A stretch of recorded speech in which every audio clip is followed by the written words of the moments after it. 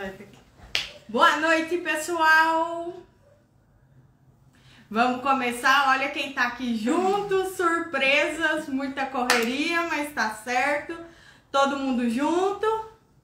Não estamos transmitindo ainda no YouTube, tá indo lá agora. Boa noite, pessoal! Como é que tá? Vamos entrando. Oi, Pamela, vamos chegando. Trazer todo mundo, trazer as perguntas, vamos até 8h35, já que estamos 5 minutos de atraso para criar mais emoção, expectativa. Cadê seu telefone? Tá na minha boca. Tinha pergunta do Instagram. Vamos lá, todo mundo. Boa noite, Isadora, boa noite, Ximene. Mandar pros amigos, pros produtores, vamos falar de um assunto aí que quase não tem, né? Fazenda de leite e machite é só uma relação muito casamento. Ixi, a nossa internet aqui do YouTube caiu. Vamos ver como é que se nós vamos conseguir voltar. Vamos lá, Mariana, vamos começar a falar. Nós já temos algumas perguntas aí lá do Instagram, gente. Nós não estamos conseguindo carregar o site aqui, só um segundo, a internet não tá boa. Vamos ver. Não. A internet aqui tá no meu celular. Aqui tá. A internet tá um pouco ruim, pessoal, desculpa aí. Vamos tentar de novo aqui no YouTube. Que é onde nós estamos precisando um pouco mais de internet.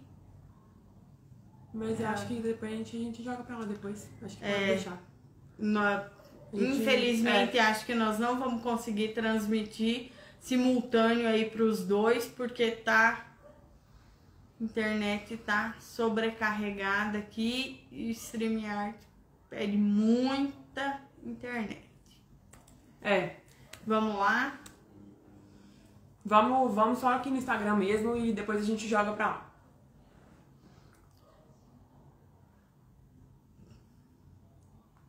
Vamos tentar deixar ela aí, ver, não vamos perder tempo com ela, mas vamos ver se ela funcionar, funcionou, senão o que nós vamos fazer é jogar depois lá pro YouTube, né? Isso.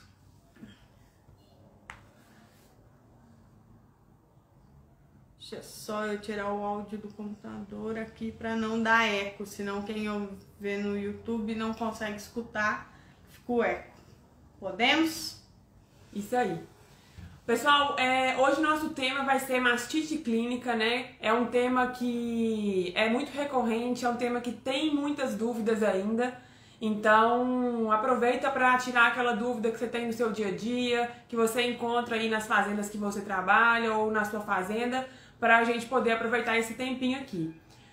Tinha na caixinha de pergunta, tinha aparecido uma pergunta legal, que foi, como que eu sei quando que eu aplico o antibiótico e quando eu aplico o anti-inflamatório, né? Acho que é uma pergunta boa pra gente começar, porque é um ponto bem básico, né, Pamela? Que vai entrar na diferenciação dos sintomas clínicos, né? E a gente divide a mastite em 3 graus, né? Se você quiser falar um pouco, Pamela. Eu acho que o primeiro ponto aí, Mariana, talvez antes de dividir a mastite, a gente poderia colocar aqui, primeiro ponto, o que é mastite na sua propriedade, né? Porque ainda a gente encontra, às vezes, no campo, a questão que o pessoal coloca mastite, se persistir o grumo ou não, se só deu no primeiro jato é mastite ou não é. Então, o primeiro ponto seria o que é mastite. E ainda tem aqueles casos mais cabulosos que o pessoal só admite como mastite se tiver inchaço. Isso. Que não é, aí já é um grau 2, né? Então, assim, é uma elevação. Então, a gente pensar nisso, que teve só alteração, qualquer alteração de leite é mastite. Isso aí, isso é muito importante de deixar.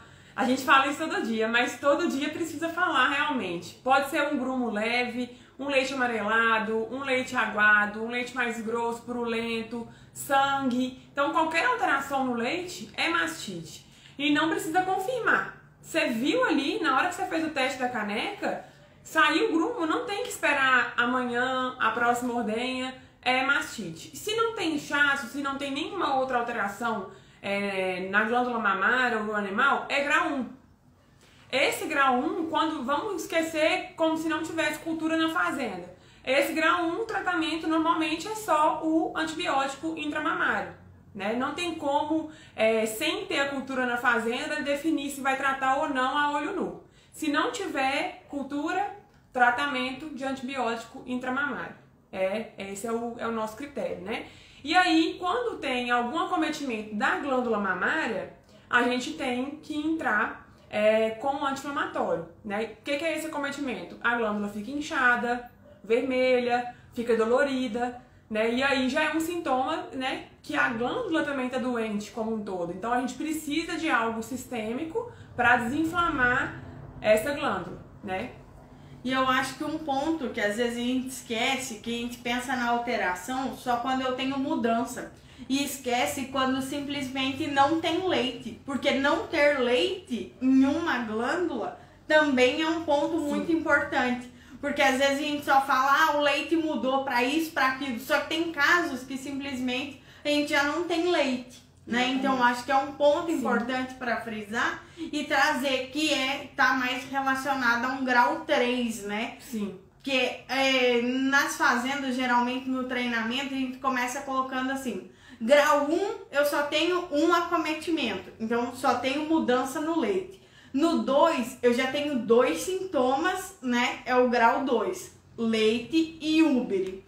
E o grau 3 é o grau que eu tenho 3 mudanças. Então, mudou o leite, mudou a glândula mamária e mudou a vaca. Sim. Nesse ponto, é o ponto importante para pensar e olhar, que é o ponto que antibiótico sistêmico vale a pena.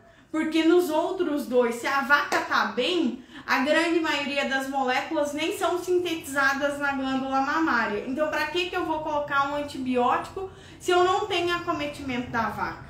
Então, você trata casco como? Não faz lá no casco? Então, pensa mastite. Eu tenho um problema na glândula mamária, é lá que eu vou tratar. Então, trata no local, né?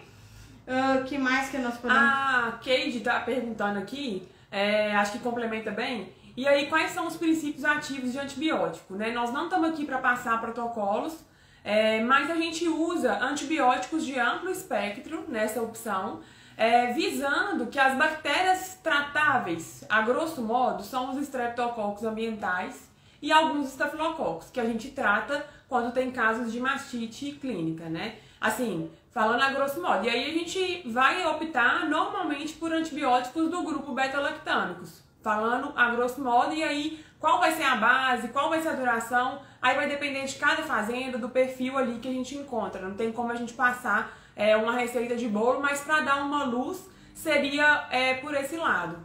Sem contar que nós não podemos passar protocolo em live, né?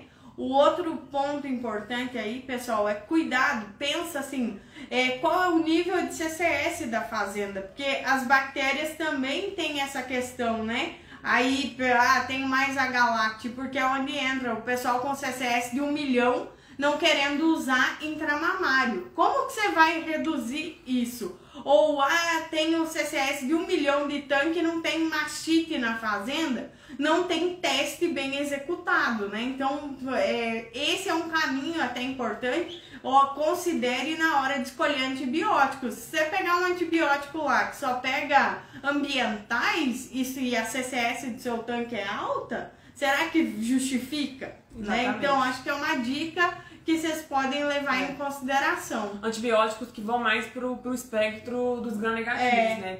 Que aí realmente não vai fazer sentido. Pessoal, a gente usa muito na prática a cultura na fazenda. Até é o tema que a gente vai abordar amanhã.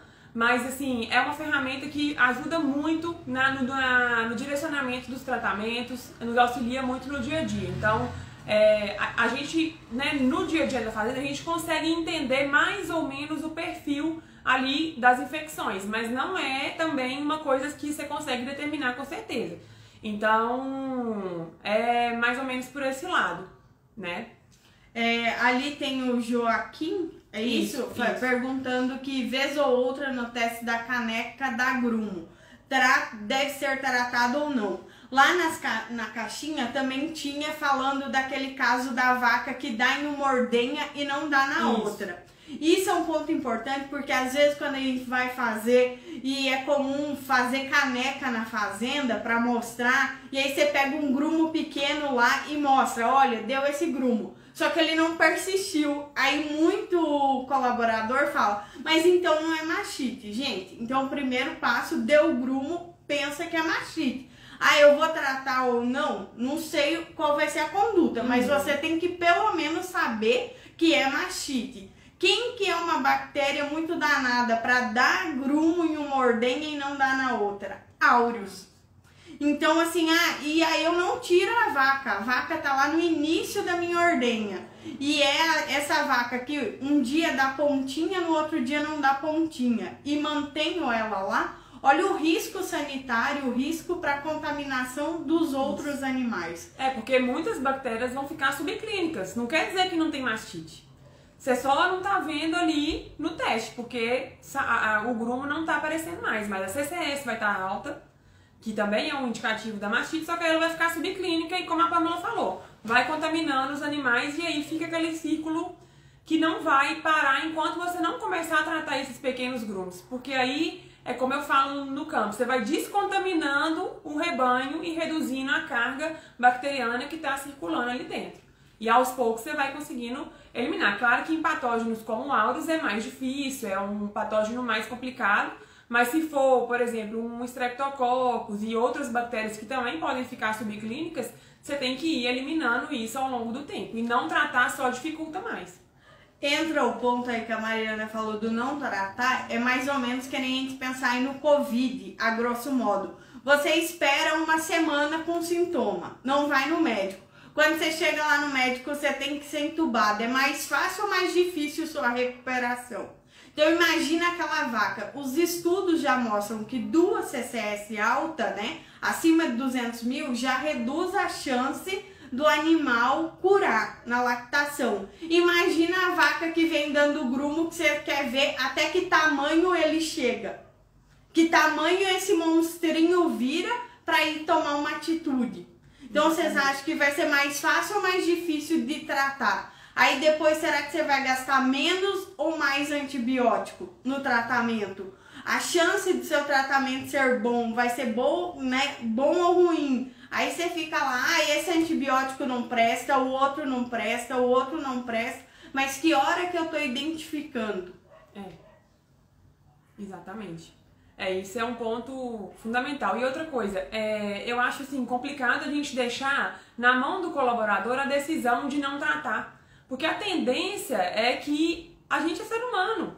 Ao longo do tempo, um gruminho que ele já não trataria porque ele não acha que é mastite, daqui a pouco o grumo fica maior. E tem hora que você vê cada alteração assim que você assusta e a pessoa fala, não, saiu só no primeiro jato, também tem esse detalhe. Saiu só no primeiro jato, então não é mastite. Ou quando não, ou quando é a mastite que ela formou no final da ordenha, né? Porque não, eu fiz caneca e não tinha mastite. Aí quando sai a teteira, tá lá, pendurado, o grumão lindo e maravilhoso lá, dando tchauzinho. Até entupiu o canal. Peito, né? E não tinha.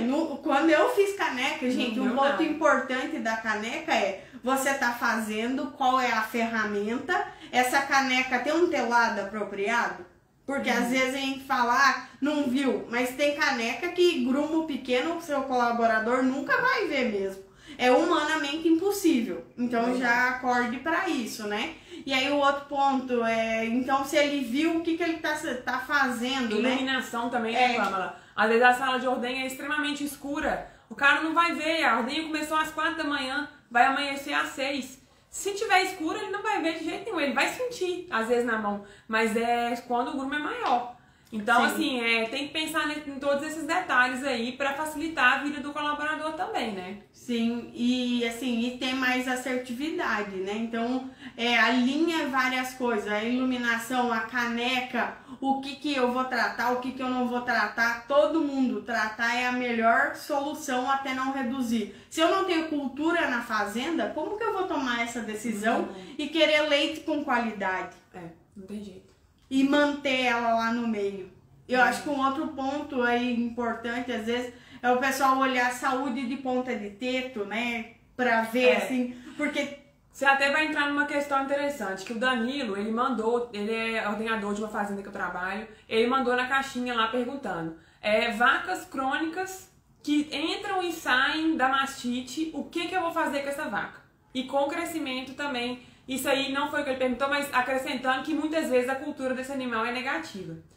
E aí entra esse fator que a Pamela começou a comentar. Além do fator antibiótico, o fator bactéria, que dependendo da bactéria vai ser refratária e não vai responder bem aos tratamentos, existe um fator extremamente importante que é o fator vaca, né? Tanto da imunidade do animal, quanto do score de esfíncter desse animal, né? Que é ali a barreira inicial que permite, que bloqueia ali a entrada de bactérias. Então, se a vaca tem o esfíncter lesionado, já tem um sistema imune talvez um pouco mais fragilizado, ela entra na mastite, pode ser o antibiótico que for, muitas vezes ela não vai melhorar. Ou ela melhora e depois tem uma recidiva, né? Então isso daí tem que ser avaliado. E assim, a solução que ele perguntou, infelizmente, ao longo do tempo, é descarte. Não tem muito pra onde ir, né, nesses casos, né, Pamela?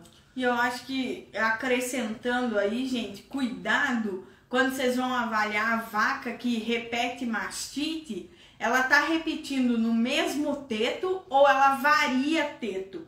Porque uma vaca que já tem 4 casos de mastite no mesmo teto, seca o teto, gente. Vaca, nós temos medo de secar. Ai, mas a vaca não perde 25% da produção.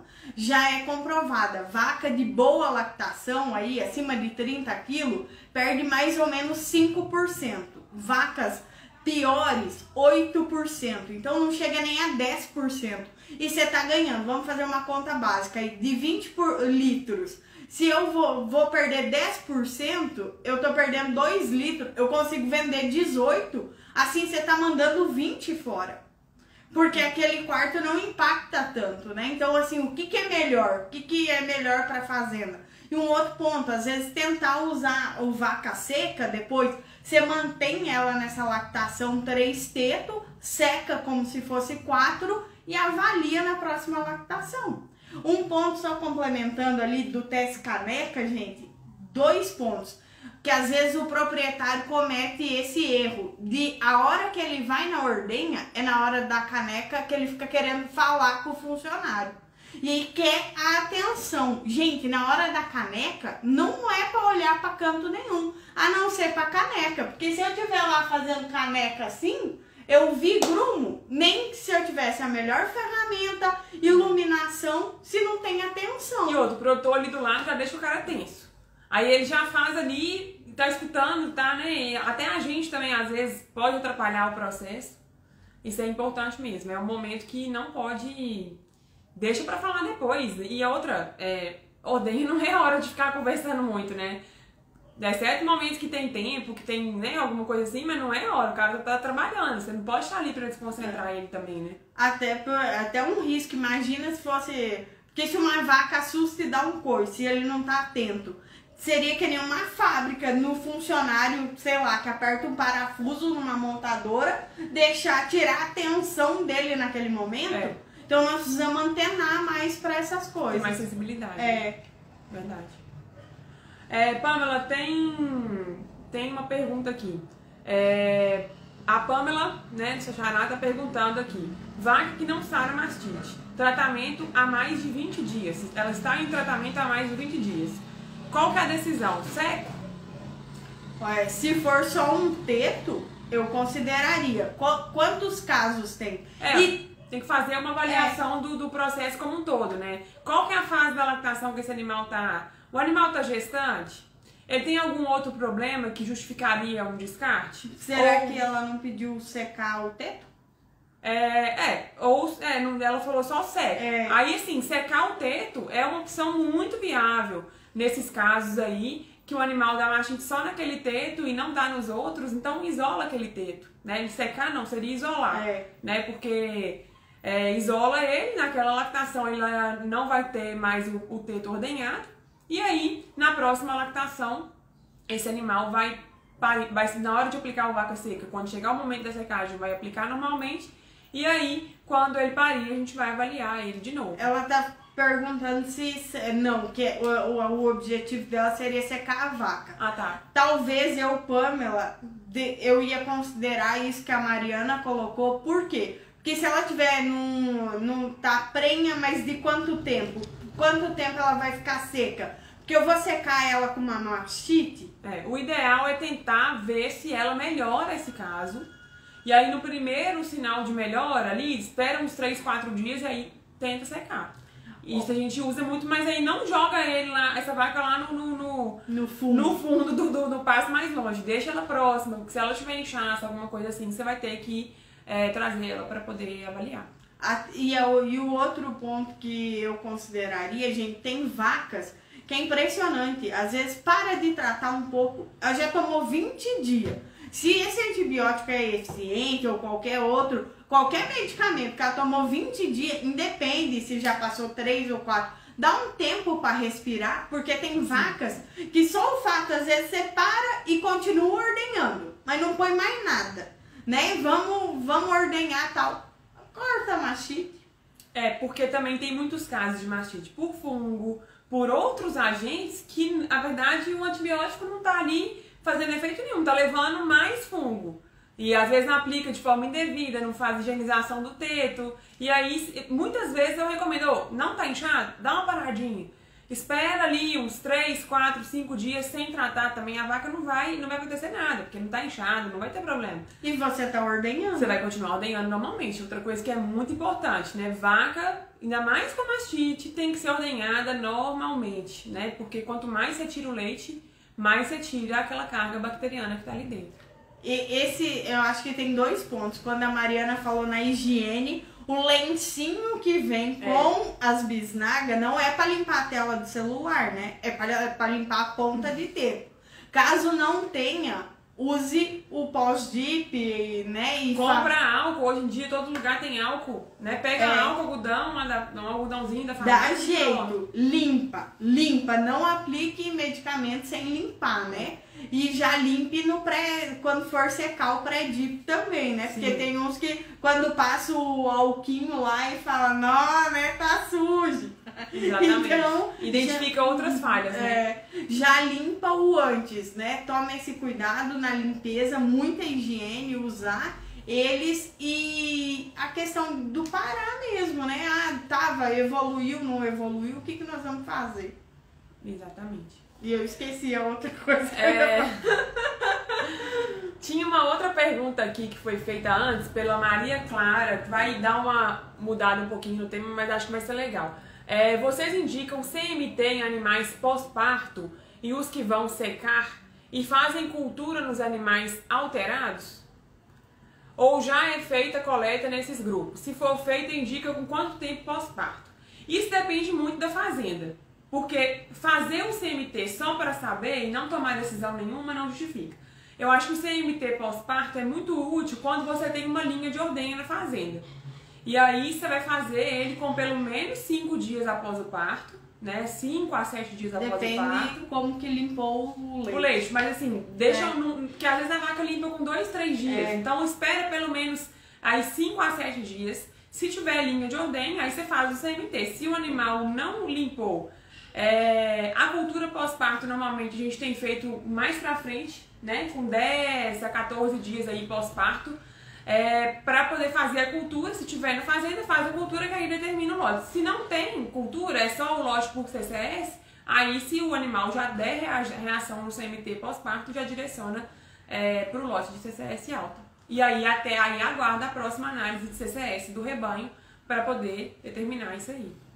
Porque ele tá... Primeiro, né, gente? Tem que lembrar que CMT só pega acima de 400 mil. Então ele já deixa um bom grupo fora. O ideal é quanto tempo eu vou gastar para fazer minha próxima análise CCS. Ou talvez, então, vou usar o CMT no dia que eu tô para liberar ela pro lote, pro tanque. E aí eu vou fazer ele para saber mais ou menos. Talvez isso aí, porque a grosso modo, se ela estiver milionária, você já vai tirar ela pro lote, você já vai evitar uma contaminação até você saber o que ela tem ou não, né? Já dá uma direcionada nesses casos mais grosseiros. Mas aí também tem que ser analisado. E aí vai depender muito da fazenda. E aí a cultura depende também de como a fazenda está conduzindo, qual que é o perfil bacteriano na fazenda, porque ficar fazendo exame, um por cima do outro, se não fosse analisado, não fosse tomada a decisão, também não justifica. Fazendas com controle de áureos, né, por exemplo, faz a cultura pós-parto, 3 coletas, intervaladas de 7 dias para saber qual lote esse animal vai. Isso aí é uma regra que a gente tem quando é tanto primípara quanto multípara, né? Quando a fazenda está passando por um controle rigoroso de áureos, né? E, não, eu já estou estabilizado. Eu ia escolher cultura, faz cultura das novilhas, gente. Vai que elas são uma importante fonte de áureos e agalacte, né? Então eu tenho tudo controlado, eu vou focar nas minhas novilhas, né? Para não trazer essas doenças, ou para animais de compra, né? Então acho que, assim, qual é o objetivo? Pensa assim, isso é o mais importante? É o que vai me trazer mais resultado? Eu já fiz a minha rotina de ordenha, o teste de caneca. Vamos dizer assim, se ela apresentar mastite, eu já sei identificar? Não, já sei, não sei o que lá. Então vamos com um CMT, alguma coisa. Vamos fazer um básico primeiro? Eu acho que é delinear o programa de acordo com o desafio que a gente encontra na fazenda. E aí, igual a Pamela falou, vai depender do objetivo, né? Então, não tem como a gente passar, faz assim, faz assado. Cada fazenda vai ter o seu plano com o seu desafio e o seu objetivo. Tem fazenda que só quer chegar a CCS em 400 mil. Tem fazenda que quer chegar em 100. A gente tem muita vontade que todo mundo chegue em 100, mas a fazenda tem que querer primeiro. Então não adianta a gente impor coisa por cima de coisa, complicar o manejo como um todo e não ter efetividade e só sobrecarregar os coordenadores e gerar mais transtorno aí dentro da fazenda. Acho que mastite, antes de entrar, nós temos 2 grandes fatores para atuar, né? Além do tratamento e tal. Mas isso que lembrar muito que um dos grandes fatores que pode causar mastite é a sua troca de teteira vencida. Não esqueça do equipamento de ordenha. Ele é um grande responsável por isso e ele é muito mais fácil, porque é muito mais fácil apertar botão do que conscientizar uma pessoa. Então, assim, tem certeza, seu equipamento tá joinha? Porque senão, eu já treinei meus colaboradores. Vai ficar igual o cachorro correndo atrás do rabo. E não vai sair do problema. Então, acho que para mastite, pensa muito nisso também. Sim, com certeza. A gente pode até abordar isso depois na próxima live, né? Agora, o Aureliano, ele até mandou aqui perguntando sobre vacas com edema de úbero. Eu acho que é interessante um tema pra gente comentar, que é muito frequente, né, em fazendas aí, terem novilhas parindo com edema, animais parindo com edema de úbero, que é um fator que vai facilitar a ocorrência de mastite, né? Porque o animal está com o úbero muito inchado, né, muito edemaciado, com muito líquido ali, que a ocitocina não consegue tirar o leite todo, ela não consegue contrair a célula da forma que precisa. E aí esse animal tem chance de ter mais retenção de leite, com isso ele está com dor, é um animal mais fragilizado. Vai ficar mais deitado. Vai ficar mais deitado, vai comer menos, vai ficar mais fraco. E realmente é um fator que predispõe à ocorrência de mastite por esses fatores. Então, tenha cuidado aí com a nutrição desses animais, com o conforto, né? Nós estamos na época de extremo calor e agora a tendência é esses problemas agravarem, tanto também de edema como de retenção de placenta, que são problemas que vão facilitar a ocorrência de mastite pós-parto. E se a vaca deu mastite até 30 dias pós-parto, meu amigo, aí a lactação dela tá toda aí em risco, a produção dela e a chance de repetir essa mastite também é muito grande. Então é um fator pra gente, uma categoria pra gente trabalhar aí, é o pré e pós-parto, que ainda mais agora nessa época que tá muito calor, tá diretamente relacionado aí com o lucro da fazenda. Ainda mais quando começar a chover, né? Que nem no nosso caso, porque aí vai virar aquele caldeirão propício, né? Isso. Então é um ponto importante. O dinheiro vai embora. Não emprenha fácil, não. Porque às vezes o povo esquece da qualidade, né? Mas a mastite faz emprenhar menos. Porque o povo gosta bem do dado da reprodução, né? Sim. Então não esqueça. A Érica perguntou sobre a mastite por áudio. A gente vai deixar para falar sobre isso amanhã, que é sobre bactérias. Mas dá para falar. São altamente contaminantes? Com certeza. Sim. Amanhã a gente vai falar mais sobre isso.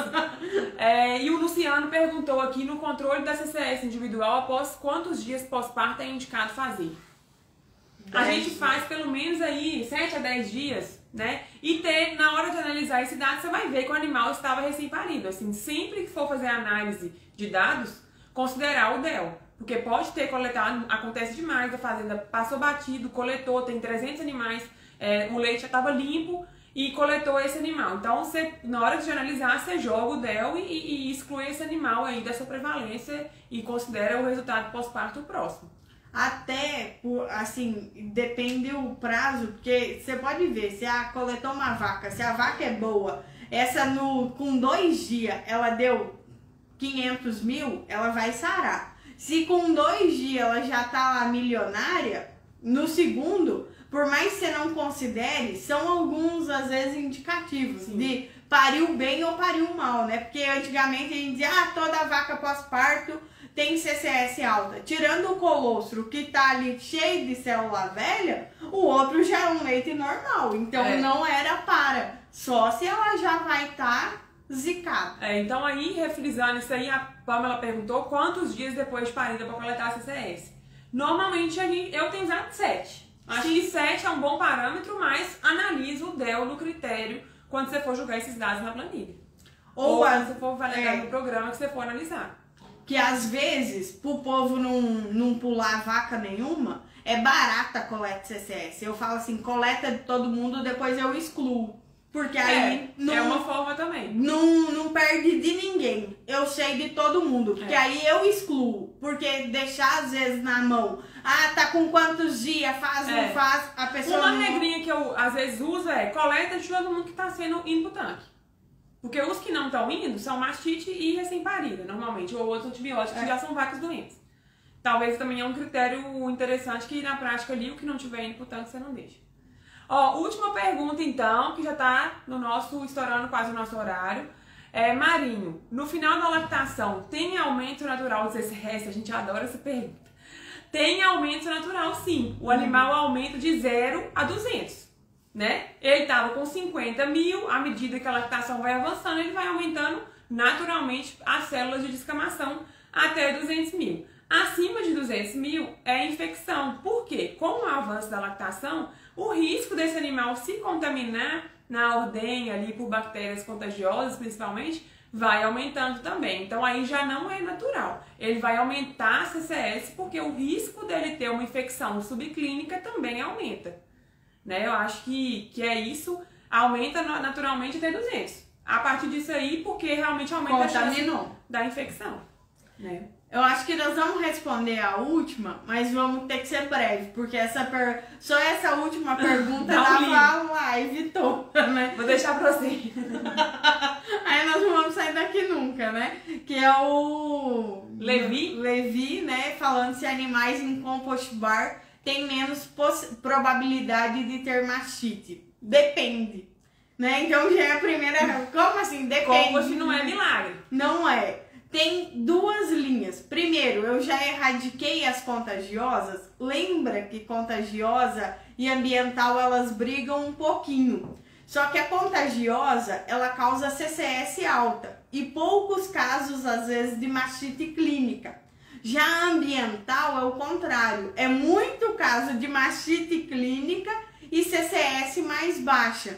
Então, assim, na teoria, se você não tiver esse compost redondinho e erradicou as contagiosas, você vai ter muito mais problema de mastite, porque você está aglomerando animais, você está desafiando, né, porque aumenta você quer produção. Se você não der um conforto, uma alimentação balanceada, cuidado, você vai perder vaca, mastite vai passar a matar suas vacas.